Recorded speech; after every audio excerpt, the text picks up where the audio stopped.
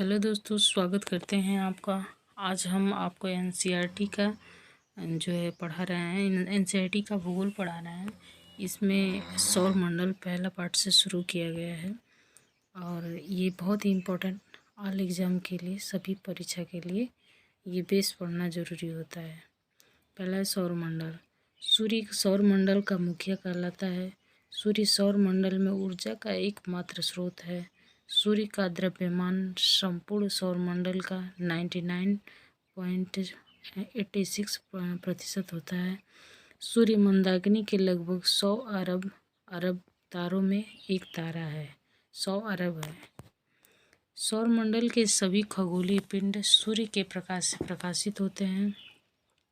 इनका अपना का कोई प्रकाश नहीं होता है, ये सूर्य के प्रकाश से प्रकाशित होते हैं। सूर्य की उत्पत्ति 4.6 अरब वर्ष पूर्व मानी जाती है। ऊर्जा का स्रोत नाभिकीय संलयन होता है। हाइड्रोजन और हीलियम परिवर्तित होता है। इसमें हाइड्रोजन और हीलियम सूर्य के में पाया जाता है। हाइड्रोजन बम का निर्माण इसी सिद्धांत पर बनता है।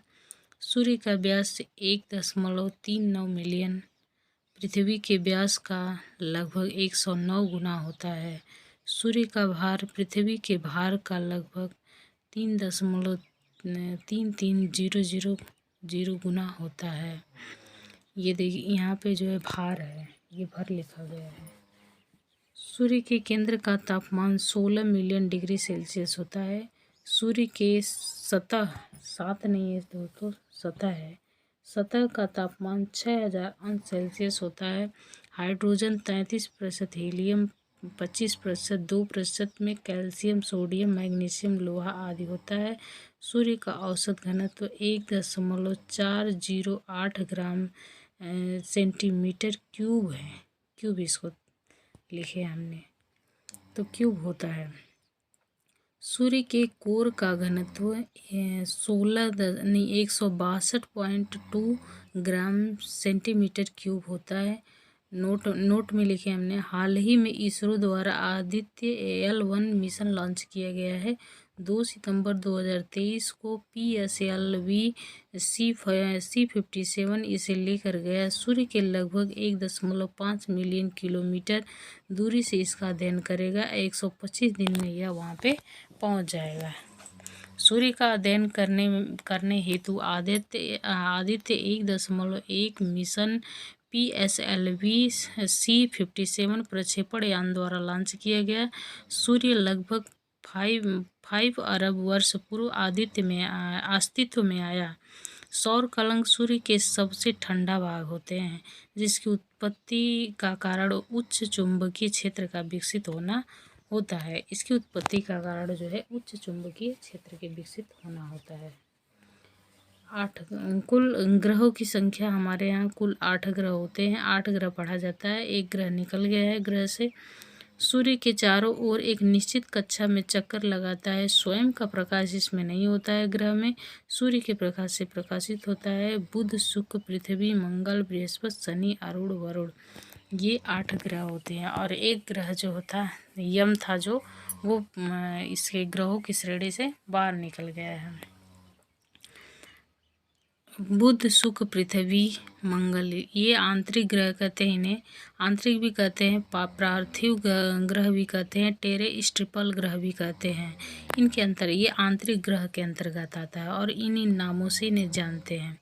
बृहस्पति, शनि, अरुण, वरुण, इन्हें वायु ग्रह, गैसीय, जोवियन ग्रह के अंतर्गत आते हैं। यानी इन्हें वायु भी कहते हैं, गैसीय भी कहते हैं, जोवियन ग्रह भी कहते हैं। बुध, पहला बुध है। अब एक एक ग्रह का जो है अलग अलग हम बताएंगे उसके बारे में। पहला बुध है। सूर्य के सबसे निकटतम सौरमंडल का सबसे छोटा ग्रह है और सूर्य के सबसे निकट है। सूर्य का परिक्रमण काल 88 दिन में एक चक्कर लगाता है और परिभ्रमण काल जो अपने अक्ष पे घूर्णन जो करता है वो 59 दिन में करता है। जो है ये जो परिक्रमण जो होता है वो ये सूर्य का पूरा चक्कर लगाता है और परिभ्रमण जो अपने अक्ष पे घूर्णन गति करता है। इसकी कक्षीय गति अन्य ग्रहों की तुलना में सर्वाधिक है। इसकी कक्षीय गति जो होती है अन्य ग्रहों की तुलना में सबसे अधिक है, क्योंकि सबसे नज़दीक है। यहाँ दिन काफ़ी गर्म होता है और रातें बर्फीली होती है। बुध शुक्र का कोई भी प्राकृतिक उपग्रह नहीं है, इस बात को ध्यान रखिएगा। बुध शुक्र का कोई प्राकृतिक उपग्रह नहीं होता। दूसरा है शुक्र। शुक्र को पृथ्वी का जुड़वा बहन कहते हैं। आकार में यह पृथ्वी के समान होता है, पृथ्वी के सबसे निकट होता है, अतः इस पृथ्वी को जुड़वा बहन, इसीलिए इसे पृथ्वी का जुड़वा बहन कहा जाता है। परिक्रमण काल 225 दिन तथा परिभ्रमण काल 243 दिन का इसका होता है। इसका जो परिभ्रमण काल होता है 243 दिन का होता है। नोट में ये बहुत इम्पोर्टेंट है, एक बार ध्यान से देखिएगा। सूर्य तथा अरूढ़ ग्रह अन्य ग्रहों के विपरीत सूर्य की परिक्रमा पूर्व से पश्चिम की ओर करते हैं। अतः ये आता है नहीं है, अतः है। अतः यहाँ सूर्योदय पश्चिम में होता है, मतलब यहाँ शुक्र पे जो है सूर्योदय पश्चिम में होता है। रात्रि के समय चंद्रमा के बाद यह सर्वाधिक चमकने वाला ग्रह है। यह सूर्योदय से पहले पूर्व की ओर दिखता है और सूर्यास्त के बाद पश्चिम की ओर दिखाई देता है, अतः इसे भोर का तारा या सांझ का तारा कहा जाता है। चंद्रमा एकमात्र पृथ्वी का उपग्रह है। इसे भोर का तारा या सांझ का तारा भी कहते हैं। शुक्र के वायुमंडल में 90 से 95% CO2 गैस पाई जाती है। इसी कारण सौर मंडल में सबसे गर्म ग्रह शुक्र को कहा जाता है। शुक्र का कोर भाग में नाभिकीय संलयन, सूर्य के कोर भाग में नाभिकीय संलयन की अभिक्रिया संपन्न होती है। सूर्य के कोर भाग में जो है नाभिकीय, इसी से ऊर्जा भी इसको मिलती है। संवहन मंडल में फोटोन के माध्यम से विद्युत चुंबकीय विकिरण के रूप में ऊर्जा होती है। संवहनी मंडल सूर्य के आंतरिक भाग का बाह्य परत होता है। ये मतलब सूर्य का आंतरिक भाग जो होता है उसका बाह्य परत होता है संवहनी मंडल। कोर भाग के बाद, मतलब कोर के बाद जो है सूर्य के आंतरिक परत विकिरण होती है, यानी पहले कोर होता है, फिर विकिरण होता है, फिर संवहनी होता है। पृथ्वी, अगला है पृथ्वी। पृथ्वी का परिक्रमण काल लगभग 365 दिन 6 घंटे में होता है। घूर्णन का समय लगभग 23 घंटा 56 मिनट में यह दैनिक गति इसकी होती है।